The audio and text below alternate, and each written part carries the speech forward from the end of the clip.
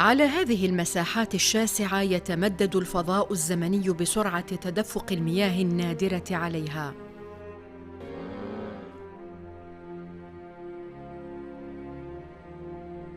متسلحاً بالصبر، يحاول الحي تجاوز ثقل الصمت، ثقل النسيان، حتى لو لقب المكان على اسم شجرة مقاومة توفر أطرافها مناخاً مناسباً للحياة.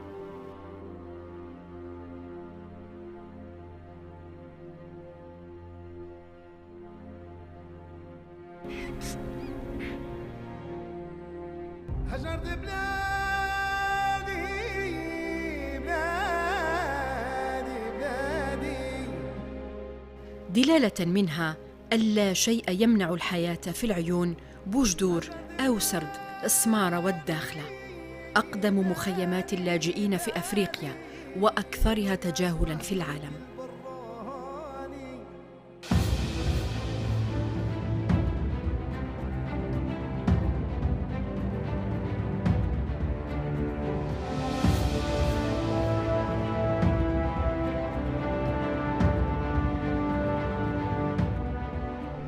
أهلا بكم.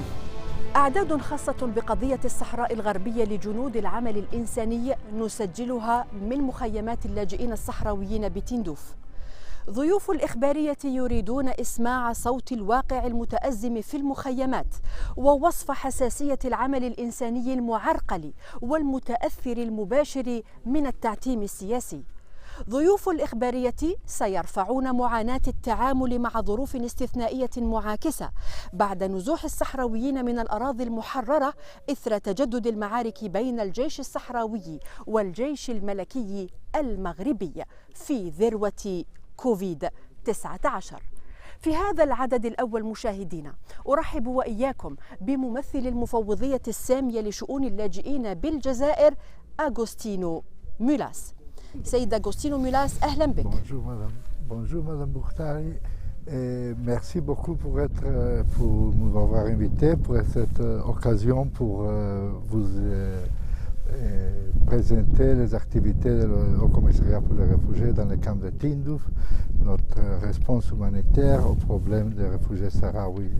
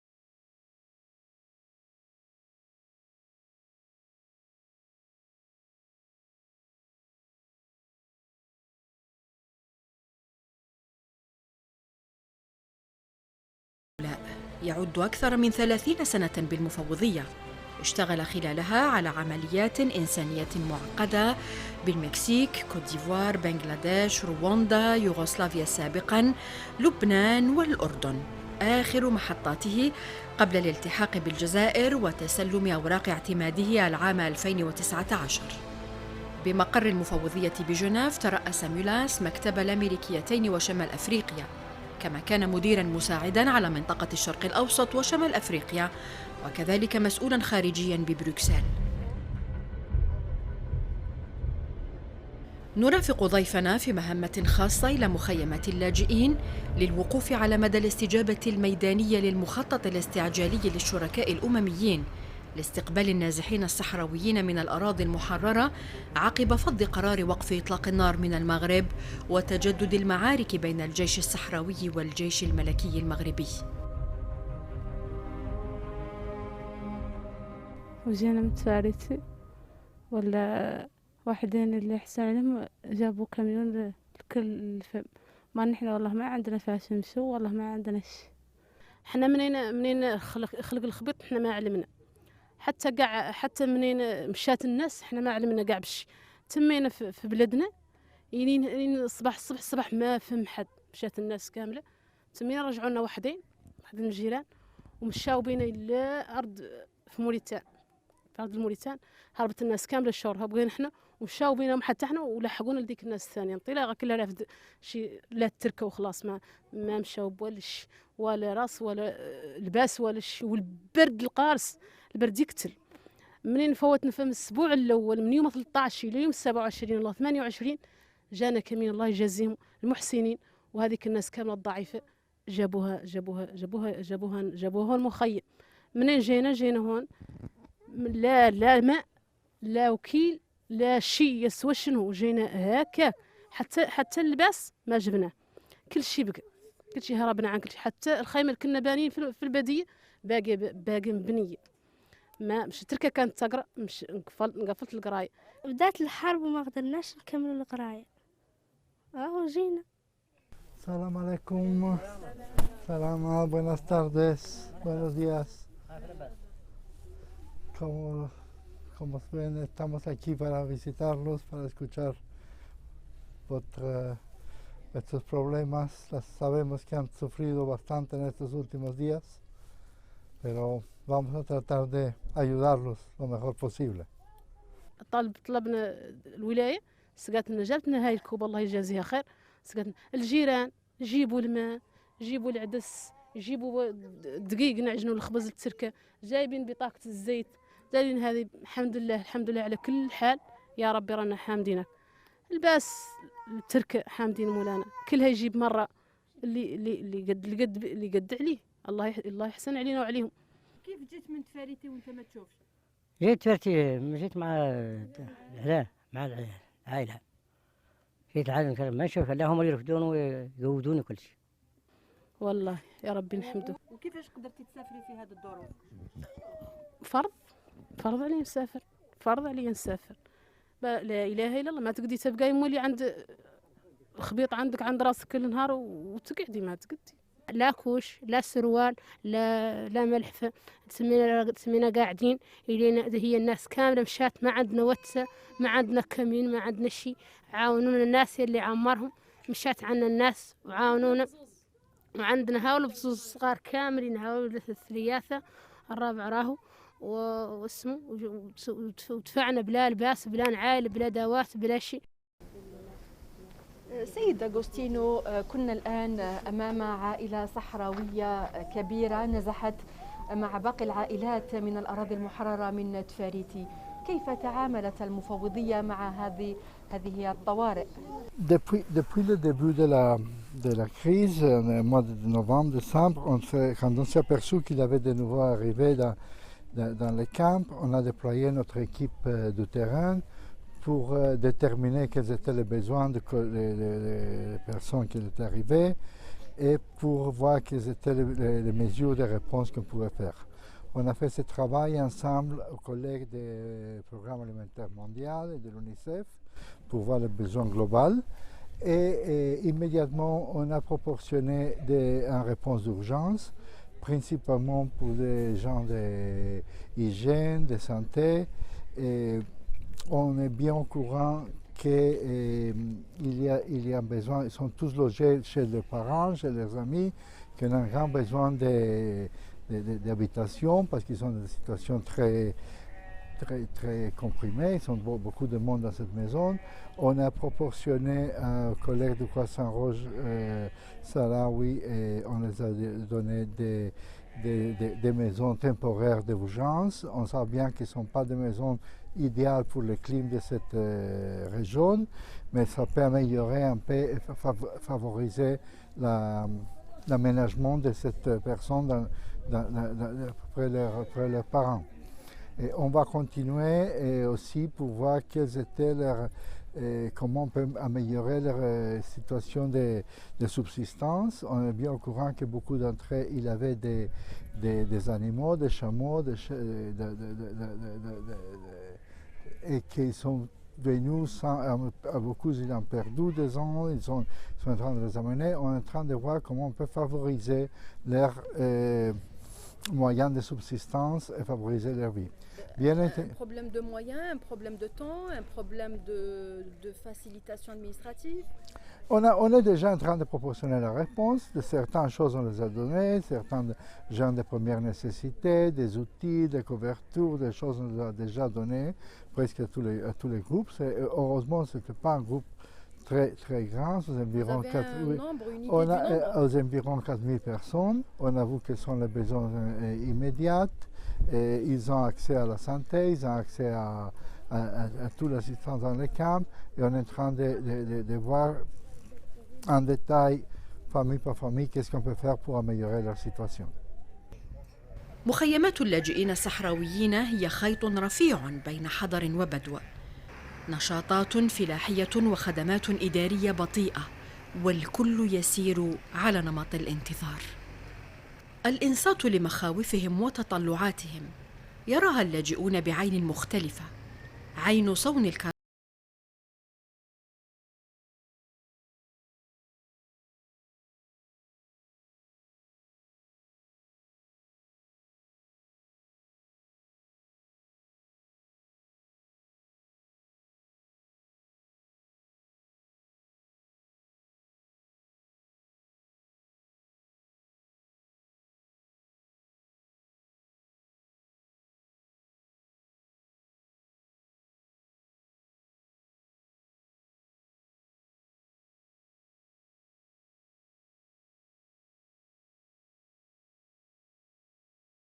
أحاطت بالنازحين من مواطنيهم رغم قلة الحيلة. تعني أنا صحراوية من أهل المخيم، خيمات العزة والكرامة. إحنا ساكنين هون وعندنا ياسر من أهالينا اختر يفضل المناطق المحررة، تفضل يسكن في المناطق المحررة اللي حررنا من المغاربة. ومنين يسكن في المناطق المحررة وعاد عنده شوي مشية وكذا، منين اخترقوا المغاربة توقفت لغ النار. هما جا وحدين منهم خيامهم جاوا فيهم الغذائف ونحرقوا، وجابوهم المقاتلين جابوهم منا هونتي، جابوهم منا ما عندهم شيء، ما عندهم شيء يلبسوه ولا عندهم شيء يشربوه ولا عندهم شيء ياكلوه.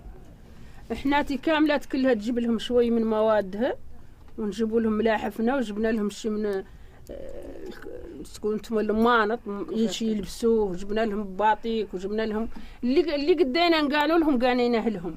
هم جاوا هكاك لا بالسيف حاصوهم المقاتلين من الحرب. هم بقى باقيين يجوا باقيين لا يسكنوا فردهم ولكن من عات الارض فيها الحرب، كل ساعه محروق شيء وكل ساعه كذا. وجاونا هنا تيا هي راكم شفتوا منهم حاله، ديك الحاله اللي شفتوا راهو خالق ياسر كيف. احنا تعاوننا معاهم باللي قدينا نتعاونوا معاهم به.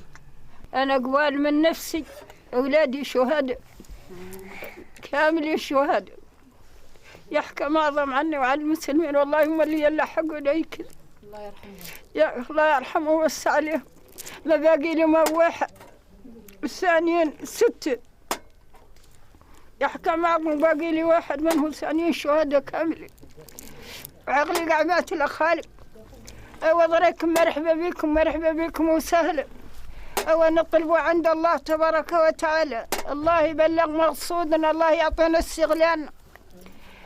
ليك الناس يوقي اللي يخلق لها هكاك بقات ما عندها شيء، وبقات الناس تقاني لها يا يوقي، اللي يجيب ملحفة واللي يجيب البيسة واللي يجيب معين واللي يجيب كذا وكذا. واللي يوقي يحكم أعظم عنا وعنكم على المسلمين، خاصنا اللي حمدوا مولانا لنا حمدين مولانا ويعطينا أرضنا واستغلالنا، ذاك اللي مرقنا أرضنا الله يمرقوا منها، طالبينها عند الله تبارك وتعالى. ضريك حامدين مولانا على نهار اخترقوا المغاربة توقف إطلاق النار، ران احنا مات لنا موليين يعني لين حروا أرضنا كاملة شبر شبر يسوى من بقى منا يعمل يبقى منا لا رقاج واحد ما نتخلوا عن شبر من أرضنا ولا تلينا من الصنتين.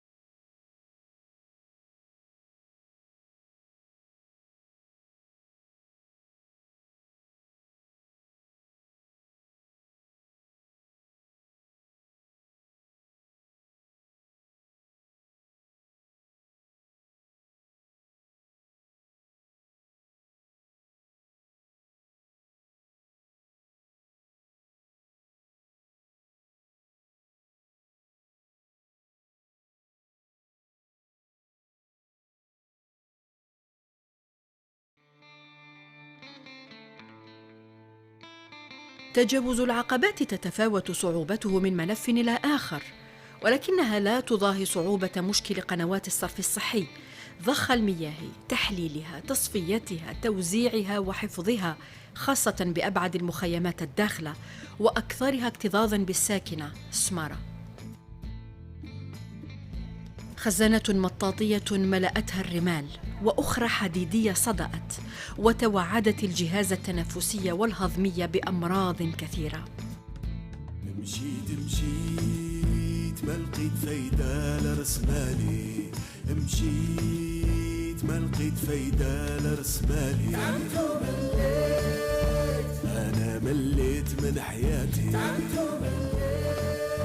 أنا تعاديت. نور صاحبة 8 سنوات نشأت على احترام وترشيد المورد المائي، لأنها تعودت على نظام التموين الدوري بين المخيمات بفترات قد تصل إلى 10 أيام، وكانت شاهدة أيضاً على التعويض التدريجي للخزانات الحديدية بأخرى إسمنتية تحفظ اعتدال درجة المياه ونظافتها.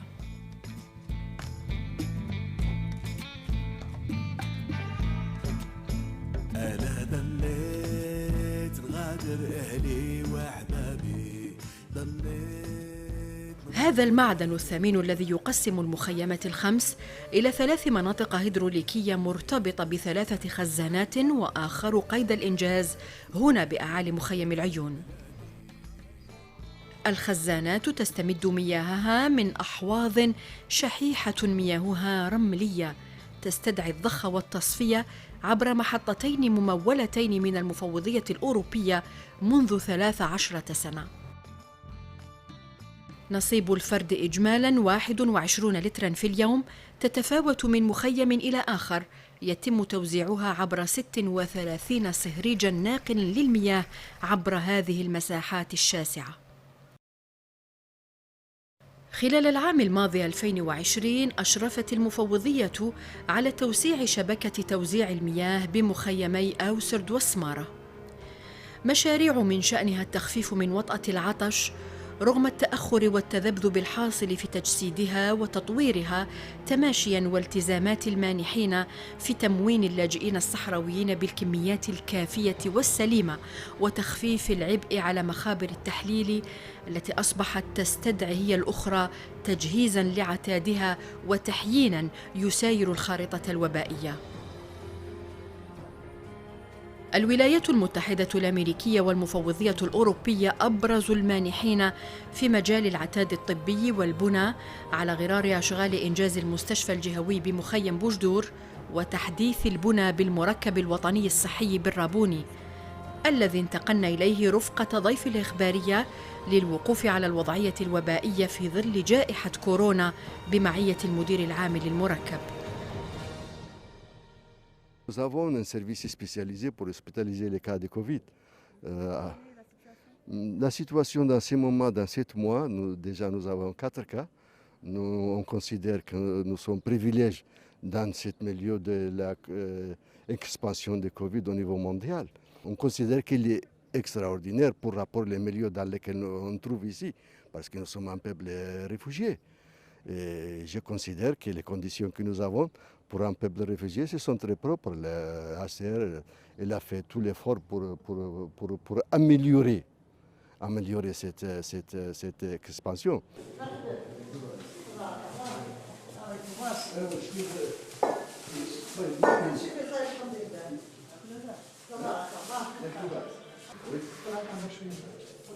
Le HCR, depuis très longtemps, il était en train d'appuyer le système de santé dans les camps de réfugiés. C'est un système de santé dans lequel on compte principalement avec du personnel, presque 100% du personnel sahraoui. Des docteurs, des infirmiers et du personnel hospitalier, c'est tout des Sahraouis. Et pour la réponse Covid, bien sûr, on a organisé une réponse immédiate de coordination. On est venu le mois de février-mars passé avec une équipe aussi de l'OMS, de l'Organisation mondiale de la santé, pour faire une étude pour organiser la coordination de la prévention et de la réponse. Depuis ce temps-là, on a beaucoup travaillé dans les deux parties, la prévention et la réponse. Et on a distribué des tonnes de matériel pour la prévention, des gels hydroalcooliques, des bavettes, des mascarillas, etc. Et des eau de javel pour la prévention et pour le nettoyage. Et après, on a commencé aussi à travailler sur l'amélioration de l'infrastructure. On est dans cet hôpital, malheureusement on ne pourra pas le visiter parce que c'est une partie aussi dans laquelle, même si on n'a pas beaucoup de cas, comme le docteur a dit, on n'a quand même pas de 4 cas, on a amélioré tout le système, on a développé tout le système d'oxygène pour le traitement. Et aussi, on a amélioré dans l'infrastructure de l'hôpital. Et on compte continuer, mais je crois que pour moi, c'est important de répéter l'importance dans le système de réponse et de prévention, des choses très importantes. La première, que l'Algérie a été toujours disponible à parler de l'inclusion de tous les réfugiés dans le système de santé national. S'il y a eu des problèmes, même il y a eu un moment que l'Algérie a bâti un hôpital militaire pour la réponse de Covid au cas où on avait besoin. Heureusement, comme il a dit, on n'a pas eu une crise sanitaire Covid dans les camps. Merci à la prévention et merci d'un côté à la péculiarité dans les camps de l'isolation des camps de réfugiés qui sont isolés, qu'il n'y a pas beaucoup d'interactions. Et l'autre chose très importante, que de l'appui du gouvernement algérien, il faut signaler l'appui de la communauté internationale. Et déjà dans le secteur santé, on avait de l'appui régulier de la coopération espagnole et de beaucoup d'ONG espagnoles, mais pour Covid, on a eu pas mal des autres donataires de l'Union européenne, des pays même de l'Union européenne, des États-Unis et des autres qui nous ont soutenus dans tout le travail de prévention et de réponse au Covid. Dans ça, on est très content et bien sûr, on espère que la chose va se maintenir à des niveaux comme ça, et limité, ou même qu'on arrivera à disparaître.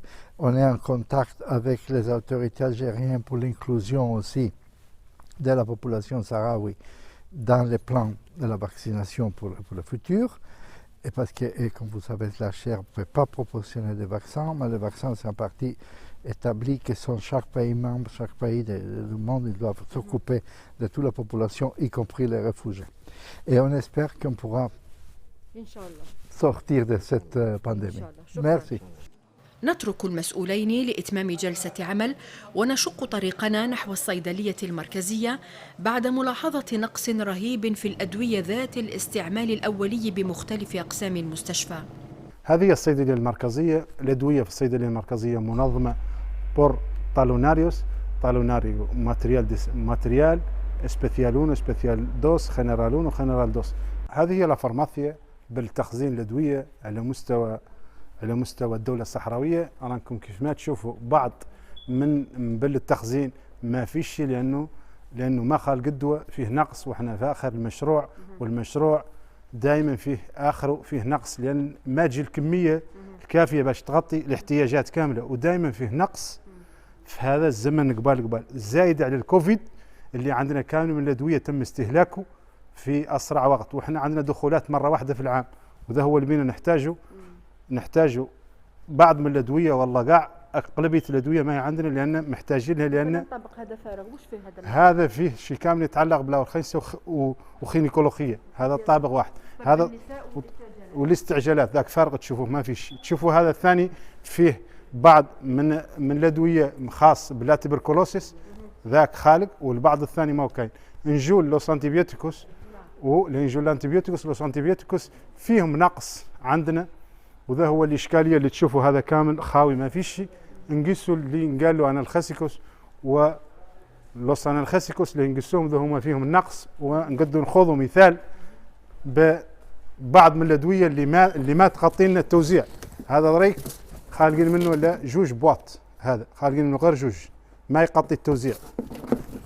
نجول هذا الثاني، هذا هو الخالق منه ما يغطيش التوزيع، ونجول هذا الثاني ما يغطيش التوزيع.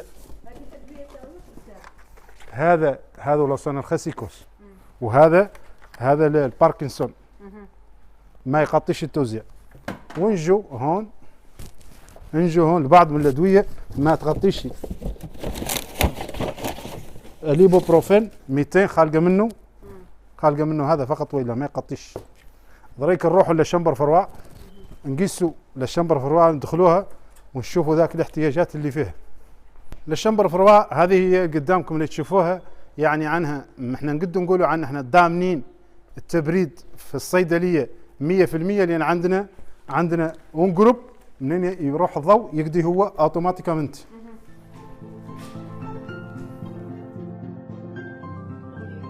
احتياجات اللاجئين والوضع العام بالمخيمات محل تفاعل دائم بين أغوستينو ميلاس والسلطات الصحراوية لتسطير المخططات وتوجيه الميزانية السنوية حسب الأولويات. صحة الأم والطفل أولوية بالنسبة لممثل المفوضية الذي يتحدى معضلة سوء التغذية.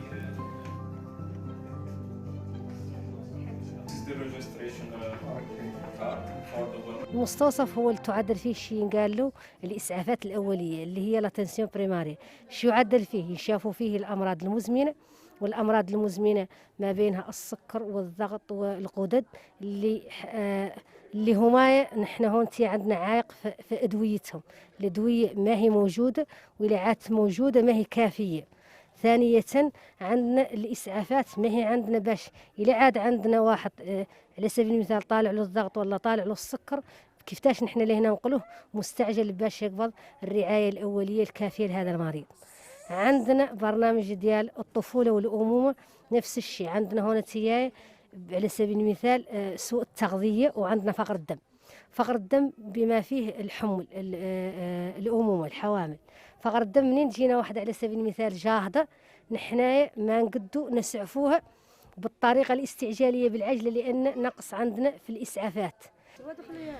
رعاية الأمومة والطفولة بالنسبة لضيفنا ضمان للحياة وإلمام بالمكونات الهوياتية والحضارية للشعب الصحراوي مثل ما يقتضيه القانون الدولي الإنساني. حبك يا الصحراء صدفني، قلبي ليل تملكون، خممني وانضعفني ومقسمني عرض على طول.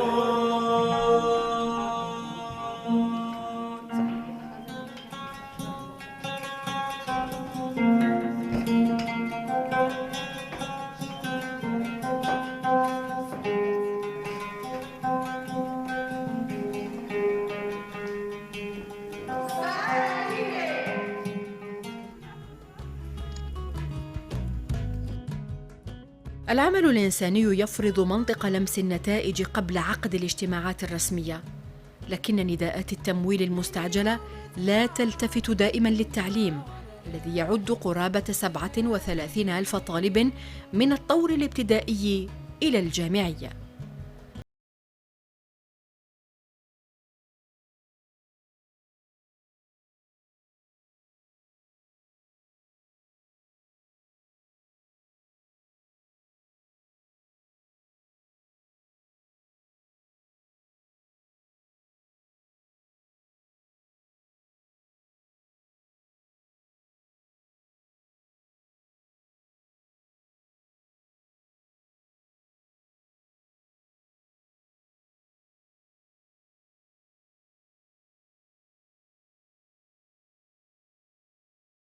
نحب الدراسة بزاف. أنا باقي نعود مهندس، ممكن نعود مهندس، باقي نعود مهندسين نقراو ونهتموا بالقراية ونقراو كل شيء، نتعلموا في فصل الشتاء الريح والبرد، نخافوا يطيح علينا السقم يجي الريح قوية. Depuis très longtemps, l'HCR travaille dans le secteur de l'éducation, ensemble avec notre partenaire principal d'éducation, qui c'est l'UNICEF. Et dans les dernières années, on a beaucoup progressé dans l'infrastructure d'abord, parce que les écoles étaient dans une situation très critique. On a beaucoup amélioré les écoles dans l'infrastructure, toutes les écoles dans la réduction d'eau, et améliorer aussi les systèmes d'assainissement dans les écoles. Et bien sûr, il faut encore faire plus, il faut continuer, on ne va jamais arrêter. Et maintenant, et en même temps, il faut se concentrer aussi à la substance, à l'éducation. Pour nous, l'éducation, c'est un droit fondamental et c'est une chose essentielle pour le futur des enfants. Il faut leur donner un espoir, il faut leur donner un futur. Et on a fait des petites choses, mais des choses qui sont assez importantes. Pendant la période de la pandémie, on a réussi, pendant 2020, d'augmenter le nombre de livres de texte pour les élèves. Au lieu, en général, on avait un livre de texte pour 3 enfants. Maintenant, on est arrivé à avoir un livre de texte pour chaque enfant. Et ça, c'est très important aussi pour maintenir la distanciation sociale. غير بعيد عن مدرسة 8 مارس تستنجد مدرسة كانتابريا لمواصلة تعليم النشء.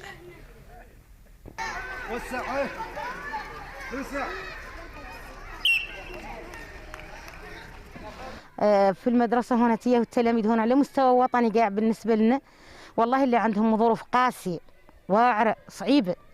في كل أي ميدان تجي تجبري فيه ظروف، تجبري فيه قاسية، حالة قاسية. من حيث مثلا نجوا الكتاب عند التلميذ ناقص، ما هوش بالعدد، يعني ما تراي كاين عندنا مثلا حالا في التربية العلمية 3 كتب، القسم كامل فيه 36، أثقال أقل واحد فيه 30 28. ثانيا عندنا في المتوسطات المخابر والأدوات المدرسية عموما قاع ناقصة، من الدفتر القلم إلى الكتاب المدرسي ناقصين عندنا.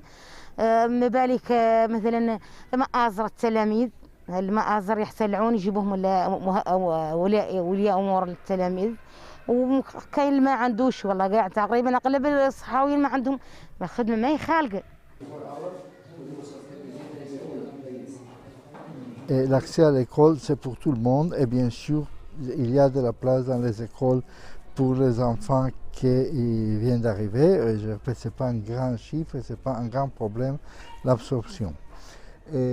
On travaille depuis très longtemps avec les instituteurs. Il faut bien noter que tous les instituteurs dans les écoles sont des Sahraouis, principalement des femmes et des hommes Sahraouis.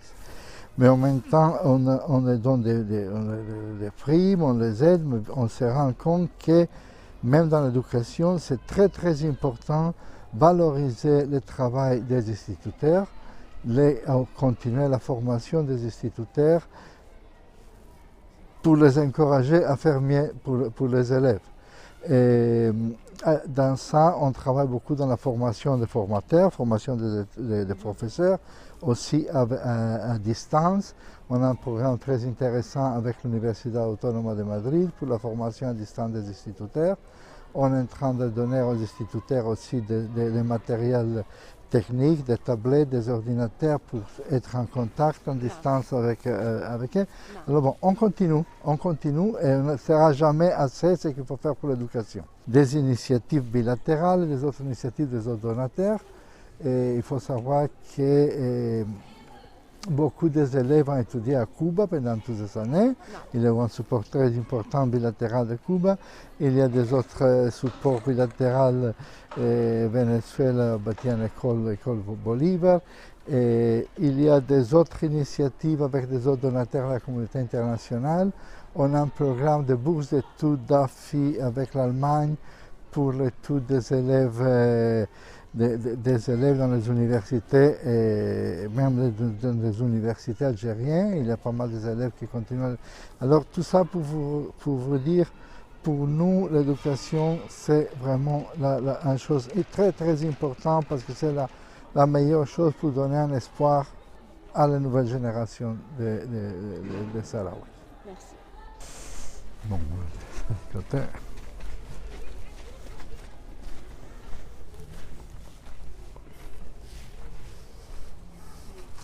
ben voilà, ça c'est un moment intéressant de conclure. Mais bon, je voudrais vraiment conclure l'importance de ce secteur et rappeler à toute la communauté internationale de l'obligation morale qu'on a avec la population sahraoui pour continuer avec l'éducation et de continuer à contribuer dans ce secteur très très important et pour soutenir les activités de l'UNICEF, de l'HCR et de toutes les autres agences qui travaillent dans ce secteur. Et remercier encore une fois l'Algérie pour toutes les opportunités et pour tout le support qu'ils nous donnent dans ce travail. Merci beaucoup Monsieur Agostino Mulas pour ce numéro. Merci à vous. نودع أغوستينو ميلاس ونواصل رفقة صوتين إنسانيين آخرين مهمتهما أيضاً الإبقاء على نوافذ المساعدة مفتوحة